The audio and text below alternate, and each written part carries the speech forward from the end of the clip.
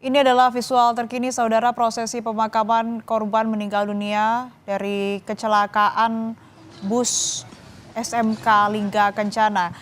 Lengkapnya saudara, kita sapa jurnalis Kompas TV Fedriska Ananda di Depok, Jawa Barat.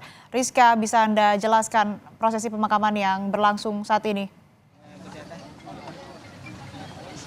Ya, selamat siang Asri dan juga saudara. Saat ini 2 dari 10 korban yang meninggal sudah dimakamkan. Tadi yang sudah pertama kali dimakamkan ini adalah atas nama Suprayogi, dan tepat di sebelah makamnya ini adalah makam dari saudari Intan Fauzia.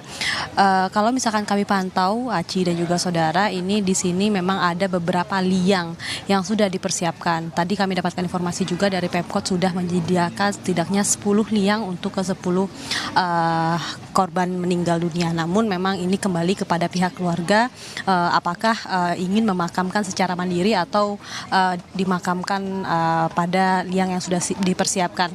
Berdasarkan informasi yang kami pantau juga tadi Asri dan juga saudara, sepanjang perjalanan kami tadi dari sekolah kemudian ke RSUD dan juga hingga saat ini ke TPU Parung Bingung ini, memang sepanjang jalan maksud kami ya, ini terkibar bendera kuning begitu. Memang dari ke-10 korban ini memang tinggal berdekatan ataupun bertetangga begitu ya, dan kemudian memang tampaknya dari masyarakat di sekitar Sawangan Depok ini meskipun tidak mengenal begitu ke-10 korban ini, namun tampaknya warga sekitar ini juga berempati, juga merasakan duka yang dirasakan oleh keluarga. Jadi memang untuk situasi lalu lintas tepat di depan pemakaman ini juga agak padat begitu, karena memang banyak warga yang kemudian melambatkan perjalanannya untuk melihat begitu bagaimana kemudian proses pemakaman dari ke-10 korban meninggal dunia ini, Asri. Di TPU Parung Bingung ini ada 2 jenazah yang sudah dilakukan prosesi pemakaman.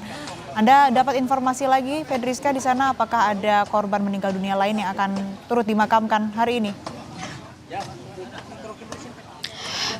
Ya, Asri, ini kan berdasarkan tadi korban meninggal dunia yang tadi juga tadi saudara kita Taufik juga sudah melaporkan dari rumah dukanya begitu. Kami dapatkan juga informasi bahwa mereka ini juga akan dimakamkan di TPU yang sama, yakni di TPU Parung Bingung.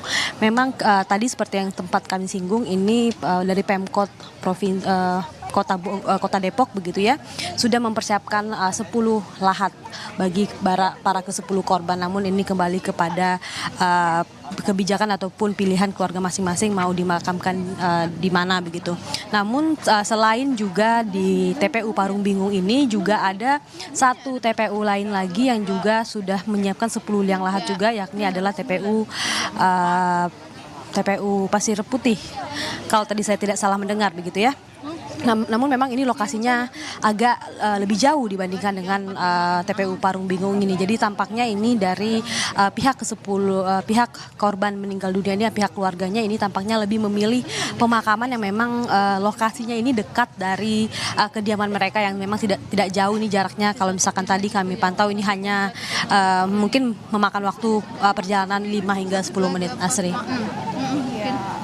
Disiapkan begitu lahan di TPU Parung Bingung, tapi juga dari Pemkot ini ada di TPU Pasir Putih. Namun kembali ke pihak keluarga memilih untuk dimakamkan di mana. Lalu Fedriska, Anda apakah mendapat informasi usai prosesi pemakaman, apakah akan ada takziah atau prosesi pendoaan bagi para korban meninggal dunia ini?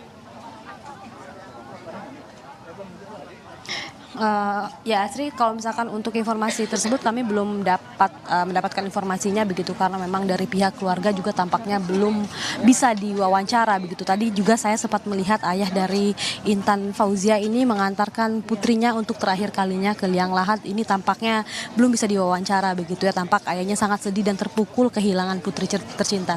Namun kami coba juga mengkonfirmasi begitu ke pihak sekolah, apakah dari pihak sekolah juga akan melakukan melayat keliling begitu ke pihak keluarga dari siswa-siswinya ini, namun kami juga belum dapatkan konfirmasi dari pihak sekolah. Karena kalau misalkan kami dapatkan informasi juga, Asri dan juga saudara, ini dari jajaran guru dan juga kepala sekolah ini juga ikut dalam perjalanan kemarin ke Subang, Jawa Barat ini. Sehingga memang ketika kami tadi melakukan standby begitu ya, kami mengunjungi sekolah dari SMK ini tidak ada pihak sekolah yang bisa diwawancara karena memang dari pihak sekolah ini juga masih fokus begitu menangani musibah ini. Jadi memang posisinya dari pihak sekolah, guru-guru dan juga kepala sekolah ini juga pada saat itu tadi pagi ini masih berada di Subang. Namun hingga siang ini kami juga masih terus mencari informasi, mencoba mengkonfirmasi kepada pihak sekolah, tapi tampaknya kami belum bisa begitu memberikan informasi yang banyak mengenai dari sekolah ini akan melakukan apa setelah ini, apakah akan kemudian melakukan kunjungan ke masing-masing korban yang meninggal, keluarga korban yang meninggal dunia ini.